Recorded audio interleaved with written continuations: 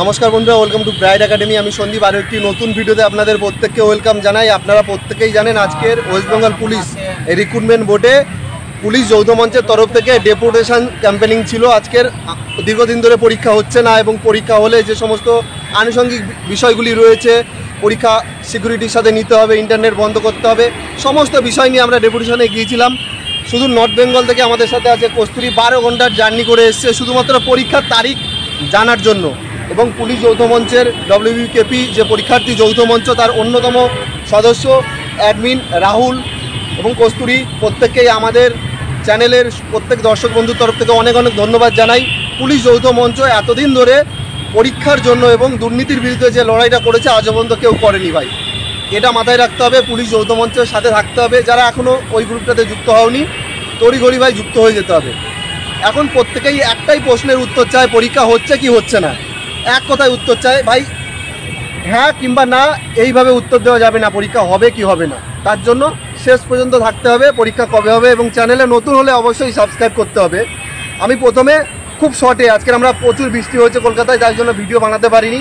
খুব শর্টে রাহুলকে বলবো কিছু ব্যাপার। রাহুল, তো ডেপুটেশন কপি আমরা অলরেডি গ্রুপে দিয়ে দেবো এই ভিডিও করার পরেই মোটামুটি। তো আমি ডেপুটেশন কপিতে যা আমাদের সাবমিট করা হয়েছে আমি সেই অ্যাকর্ডিংলি পরপর পয়েন্টগুলো বলছি। খুব শর্টে আমি বলার চেষ্টা করছি। তো আমাদের প্রথম পয়েন্টটা সবার মেন কনসার্ন যে ওবিসি কেস। তো ওবিসি কেস নিয়ে আমরা রিসেন্ট যে 3টে জাজমেন্ট ক্যালকাটা হাইকোর্ট থেকে পাস হয়েছিল 21 মে এবং তারপরে 17 এবং 19 জুন আমাদের ক্যালকাটা হাইকোর্টের ডিভিশন বেঞ্চ এবং সিঙ্গেল বেঞ্চ থেকে এটা পুরো ক্লিয়ার বলে দেওয়া হয়েছিল যে অ্যাডমিশন প্রসেস এবং রিক্রুটমেন্ট ক্ষেত্রে যদি প্রিভিয়াস রোস্টার মেনে করা হয়, 66 ক্লাস এদের ক্যান্সেল করা হয়নি এবং যে 100% রোস্টার ছিল সেটা মেনে যদি রিক্রুটমেন্ট কন্টিনিউ করা যায় তাতে কোনো সমস্যা নেই। এই ব্যাপারটা আমরা চেয়ারম্যান স্যারের সামনে উপস্থাপন করি, বাট তিনি বলে দেন যে এই ব্যাপারটার সাথে তাদের কোনো সম্পর্ক এই জন্যই নেই, কারণ এটা সম্পূর্ণ রাজ্য সরকারের হাতে। রাজ্য সরকারের পরবর্তী যে হিয়ারিং সুপ্রিম কোর্টে রয়েছে সেখান থেকে যদি পজিটিভ কোনো আপডেট আসে তাহলে অতি দ্রুত এক্সাম শুরু হয়ে যাবে। উনি বলেছেন ওনারা পুরো রেডি রয়েছে, ওনারা সব ডিপার্টমেন্ট অলরেডি বার্তা পাঠিয়ে রেখেছেন।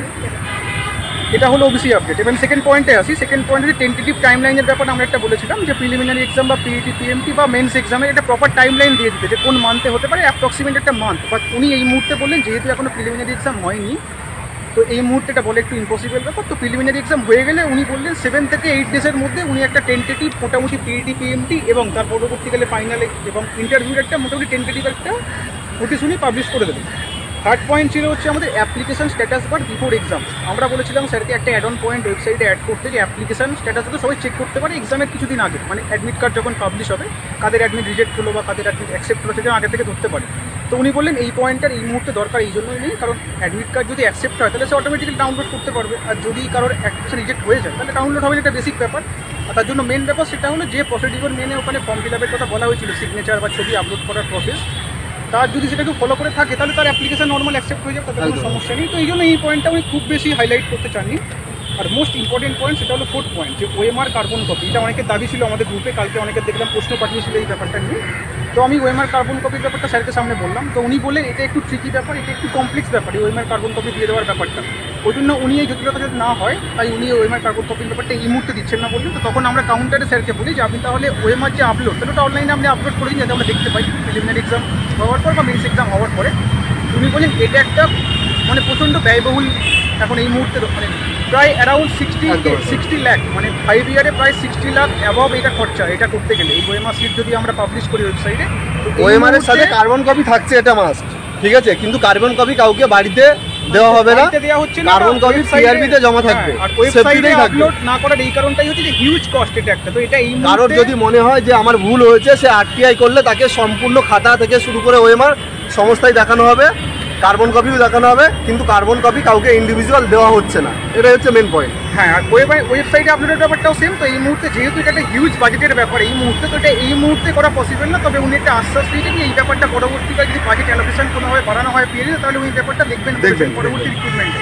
তো আমরা পজিটিভ অ্যাপ্রোচই পেয়েছি স্যারের থেকে। এবার পরবর্তী যেটা মেন ইম্পর্টেন্ট ব্যাপার আমাদের কাছে সেটা হচ্ছে এক্সামের সিকিউরিটি। এই যে কোশ্চেন নিয়ে যে বিভিন্ন অ্যালিগেশন এসেছিল previous year, lady constable, KP কনস্টেবলের যে এক্সাম হয়েছিল, তো এই ব্যাপারটা আমি সন্দীপকে বলতে আহ্বান করবো। সন্দীপ যদি বেশ কিছু পয়েন্ট নিয়ে বলেন।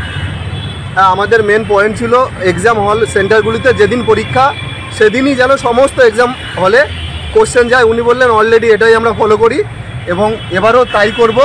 পরীক্ষার দিনই প্রশ্নপত্র পাঠানো হবে সমস্ত এক্সাম সেন্টারে এবং বায়োমেট্রিক নিয়ে এবার আমাদের পিআরবির চেয়ারম্যান সাহেব বায়োমেট্রিক নিয়ে অনেক কিছুই বলেছে, সেগুলো এই মুহূর্তে বলছি না। বায়োমেট্রিক নিয়ে আমাদের কাছে সারপ্রাইজ কিছু আসতে চলেছে পরীক্ষার সিকিউরিটির জন্য।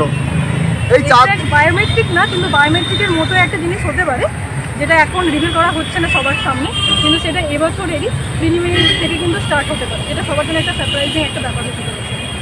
এগুলি জেনুইন ক্যান্ডিডেটদের জন্য খুবই খুবই ভালো ব্যাপার।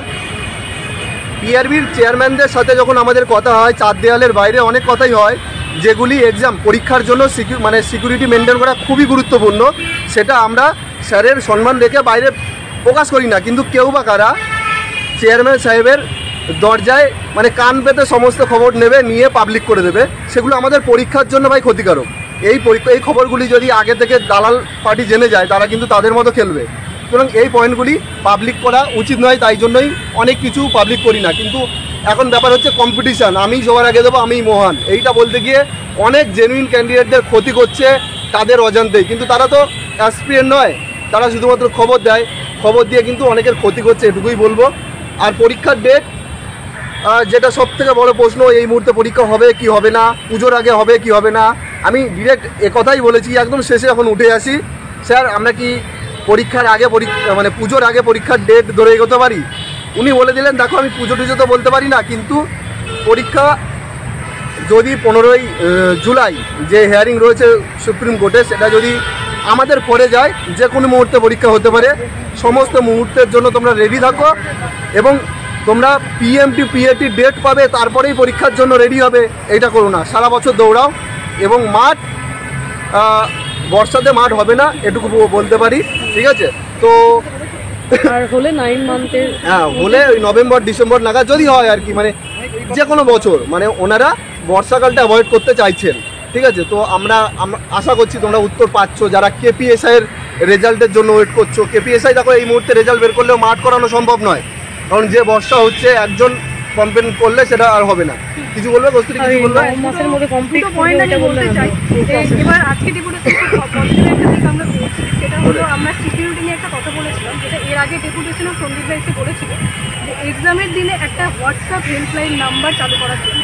তো উনি আগে থেকে ওটা নোট ডাউন করে রেখেছিলেন, এবারে উনি আশ্বাস দিলেন এবছরের পরীক্ষা থেকে একটা হোয়াটসঅ্যাপ হেল্পলাইন নাম্বার চালু করা হবে, যেটা এক্সাম হলে কোনো রকম এক্সাম সেন্টার বাইরে যদি কোনো রকম কোনো কোশ্চেন পেপার লিক, যাতে কোনো রকম অ্যাকশন দেখাতে ইনস্ট্যান্ট যাতে রিপোর্ট করা যায়, এটার জন্য একটা হোয়াটসঅ্যাপ নাম্বার কিন্তু ওনারা চালু করতে চাইছেন। এটা একটা খুব ভালো দিক বলে মনে হয়েছে আমার। আরেকটা ব্যাপার, 30টা ক্যান্ডিডেটের বিরুদ্ধে একটা অ্যালিগেশন এসেছিল বিগত কিছু সময়, যেটা অনেকে জানে। তো আমরা সেই বিষয় নিয়ে স্যারের সাথে কথা বলেছি, এবং উনি বলেছেন সামনে পরীক্ষার ডেট যখন ডিক্লেয়ার হবে, তার সাথে সাথে তার কিছুদিনের মধ্যেই তাদের নাম ছাড়া বা নাম সহ, সেটা জানি না, বাট সেটা ওই নোটিশটা উনি পাবলিক করে থাকেন। তো সেটা একটা খুব ভালো দিক হতে চলেছে। রাহুল কিছু বলবে? আর না, আমি শেষ করার আগে রাহুল কিছু বলুন। কপিটা একবার দাও। তো এক্সাম সিকিউরিটির ব্যাপারটা, যেটা মোস্ট ইম্পর্টেন্ট আমাদের ডেপুটেশনের আজকে একটা পার্ট ছিল, তো এখানে মোটামুটি সব পয়েন্টই কস্তুরী আর সন্দীপ কভার করে দিয়েছে। তো একটা ব্যাপার হয়তো আমরা বলতে ভুলে গেছিলাম, যে ইন্টারনেট জ্যামারের যে ব্যাপারটা আমরা বলেছিলাম, ইন্টারনেট রেস্ট্রিকশন এবং জ্যামারের বসার ব্যাপারটা। তো জ্যামার বসালে একটু প্রবলেম অনেক হয় কি, বিভিন্ন প্রশাসনিক ভবন বিভিন্ন জায়গায় থাকে। তো এখানে প্রায় WP যদি কনস্টেবল এক্সাম হয়, তো মোটামুটি প্রায় 3000+ সেন্টার থাকে এখানে অ্যাপ্রক্সিমেটলি। তো 3000 সেন্টারের বাইরে এরকম জ্যামার বসিয়ে যদি প্রশাসনিক কোনো ভবন থাকে, তো ওটা কাজে হ্যাম্পার হবে। সেই কারণে এটা জ্যামার বসানোটা এই মুহূর্তে পসিবল না। তো তখন আমরা স্যারকে কাউন্টারে একটা কথাই বলছি, ওই ইন্টারনেটটাকে কোনোভাবে রেস্ট্রিক্ট করা যায়। যেমন মাধ্যমিকে আমরা প্রিভিয়াস দেখেছি একটা এক্সাম্পল হিসেবে, যেটা সেন্টারে এক্সাম হচ্ছে সেখানে যেন ব্যাপারটাকে রেস্ট্রিক্ট করা হয় সেই এরিয়াটাতে শুধুমাত্র। তো উনি ব্যাপারটা বলেছেন, যেহেতু এক্সাম হলেতে ফোন নিয়ে ঢোকা নিষেধ, তো এই মুহূর্তে ইন্টারনেট রেস্ট্রিকশনের ব্যাপারটা একটু যেহেতু ব্যয়বহুল ব্যাপার, এটা এই মুহূর্তে ইমপ্লিমেন্ট হয়তো হবে না, কিন্তু পরবর্তী ইমপ্লিমেন্টও এটা নজর দেবেন বলেছেন এই ব্যাপারটা। আর বায়োমেট্রিক নিয়ে অলরেডি সন্দীপ বলেই দিয়েছে, একটা সারপ্রাইজ আমাদের জন্য অপেক্ষা করছে। বায়োমেট্রিকের সিমিলারই একটা নতুন পদ্ধতি পিআরবি ইন্ট্রোডিউস করতে চলেছে আমাদের সামনে। এগুলো আমরা বলতে চাইছিলাম না, সব ব্যাপারটা আমরা বলতে চাইছিলাম। তার কারণটা হচ্ছে, কারণ এমন কিছু ব্যাপার থাকে যেই ব্যাপারগুলো পাবলিকের সামনে ডিসক্লোজ করাটা ঠিক না। এই যে কোশ্চেন ফাঁস নিয়ে আমাদের এত যে স্ট্রাগল করছে, যে কোশ্চেন ফাঁস যাতে না হয়, এই ব্যাপারটা যে প্রিকশন, সেটা যদি আমরা বাইরে এসে বলে দিলাম, তাহলে আর কি রইল সেটা? তাহলে আমাদের WP PRB যে এত খেটে একটা চিন্তা ভাবনা করে, তার দাম কি রইল? কিছু পাবলিক দেখতে পাচ্ছি এখন শুধুমাত্র ইউটিউবেতে, আগে আপডেট দেওয়ার জন্য আমরা যে ঘরে বসে কথা বলছি, সেই ঘরের বাইরে থেকে আপডেট আমাদের বেরোনোর আগে সেটা পাবলিক হয়ে যাচ্ছে। এটা কিভাবে হচ্ছে? গেটের বাইরে কেউ আড়িপেতে যদি কেউ শোনে, চেয়ারম্যান সাহেবের গেটের বাইরেতে আড়িপেতে শুনে, সেটা ইউটিউবে আগে মানে কম্পিটিশনের জন্য সেটা ইউটিউবে আগে পাবলিক করে দিচ্ছে। এই ব্যাপারটা ঠিক না, আমার যেটা মনে হয় পার্সোনাল ব্যাপার। যদি কারোর খারাপ লেগেছে তো তাদের কিছু করার নেই আমার, বাট এটা আমার পার্সোনাল দিক থেকে মনে হয় এই জিনিসটা ঠিক না, যে আড়ি পাতা কারোর কানেতে যে কী কথা বলছে। যেহেতু আমরা পারমিশন করে ভেতরে ঢুকেছি, আমরা কথা বলছি, তো যার দরকার সে চেয়ারম্যান সাহেবের কথা খবর দিতেই পারে, কিন্তু আড়ি পেতে কথা শুনে খবর দেওয়া ঠিক পাবলিক নয়। করা, আড়ি পেতে কথা শুনে ইউটিউবে পাবলিক করাটা এটা ঠিক না, মানে এই প্রসেসটাই ঠিক না। তার যদি মনে হয় তার কোনো কোয়ারি, এটা ডেপুটেশন দিক, সে পিআরবিতে চেয়ারম্যানের সাথে কি কথা বলুক চেয়ারম্যানের সামনে। আমাদের কথা শুনে ইউটিউবে আগে সে আপডেট দেবো, এই কম্পিটিশনের ব্যাপার, কি আগে আপডেট দেবে, কি আগে আপডেট দেবে, এক্স্যাক্ট গেটের বাইরে থেকে শুনে এটা এই প্রসেসটা ঠিক না। আর মোটামুটি এটা আমাদের ডেপুটেশনের মেন ম্যাটার ছিল। কিছু প্রশ্ন কালকে আমরা যে কালেক্ট করেছিলাম, বিভিন্ন যে আমার গুগল ফর্ম প্রোভাইড করেছিলাম, যে সবার মেন কনসার্ন নতুন ক্যান্ডিডেটদের যে নিউ ভ্যাকেন্সি কবে আসবে। তো নিউ ভ্যাকেন্সি রিপোর্ট হয়েছে WBPRBতে, আটকে আছে শুধুমাত্র ওবিসির জন্য। এবার আমরা এটাও স্যারকে বললাম যে আমরা যে এখন তো অনগোয়িং প্রসেস চলছে, তো এর মধ্যে কি ভ্যাকেন্সি আসতে পারে যদি ওবিসি জট নিতে যায় এক্ষুনি। তো উনি বললেন হ্যাঁ, কোনো সমস্যা নেই, আসতেই পারে, এর মধ্যে কোনো ব্যাপার নেই। যে রিক্রুটমেন্ট চলছে মানে রিক্রুটমেন্ট আসবে না এরকম কোনো মানে নেই, রিক্রুটমেন্ট আসবে, ওবিসি জট মিটে গেলে কোনো সমস্যা নেই।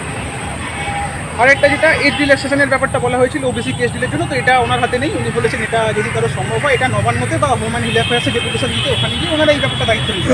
এজ রিল্যাক্সেশনের ব্যাপারটা পিআরবির হাতে এই ব্যাপারটা নেই। আর মেয়েদের একটা প্রবলেম ছিল, সেটা হলো হাইটের ব্যাপারটা। তো উনি বলেছেন এটা আমাদের হাতে নেই, এটা আমাদের হাতে নেই এই মুহূর্তে। আর অন্যান্য যে ব্যাপারটা 157, তো ওনারা চাইছেন কি আমরা হচ্ছে সবচেয়ে ভালো পুলিশটা আমাদের সামনে দাঁড় করাতে চাইছি। একটা মহিলাও যদি হয়, কারোর যদি হাইট 157 হয় আর কারোর যদি 160 হয়, তো উনি প্রেফার করবেন যার হাইট বেশি থাকে। এটা গভর্নমেন্ট ঠিক করে না, উনি ঠিক করেন না, এটা গভর্নমেন্ট ঠিক করে। হ্যাঁ, ওনার হাতে নেই, ওনার আর হাতে এই নেই। ব্যাপারটা পুরোটা ওনার হাতেও নেই যে উনি এই ব্যাপারটা অ্যাপ্রুভ করে দেবেন। তো এগুলো শুধু এটা পুরোটাই হচ্ছে মানে লেজিসলেটিভ প্রসিডিউরের ব্যাপার। ওখান থেকে পাস হয়ে এলে তবেই উনি সেখানে কোনো নোটিফিকেশন সেটা অ্যাড করতে পারে। আর একটা পয়েন্ট ছিল, সেটা আমি নেব। হ্যাঁ, একটা পয়েন্ট ছিল যেটা হলো কেউ যদি কাস্ট চেঞ্জ করতে পারে কিনা, মানে একবার ধরুন ফর্ম ফিল আপের সময় কেউ এসটি বা ওবিসি দিয়ে ফর্ম ফিল আপ করে ফেলেছে, পরবর্তীকালে সে কাস্ট চেঞ্জ করতে পারে কিনা। তো হ্যাঁ, এটা চেঞ্জ করা পসিবল। কেউ যদি এসসি হয় আর কেউ যদি এসটি হয়, এসসি থেকে এসটিতে যাওয়া যায়, এসটি থেকে এসসিতে আসা যায়।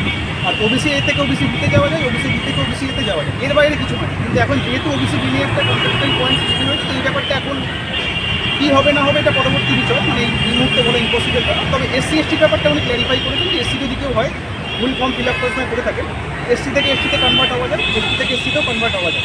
কিন্তু SC ST থেকে কেউ জেনারেলে কনভার্ট হতে পারবে না। হতে পারে। ওবিসি থেকে জেনারেল হয়। মোটামুটি আমার যে পয়েন্ট ছিল আমি সব পয়েন্টে ক্লিয়ার করেছি। আর সন্দীপ তোমার কিছু বলার থেকে বলবো।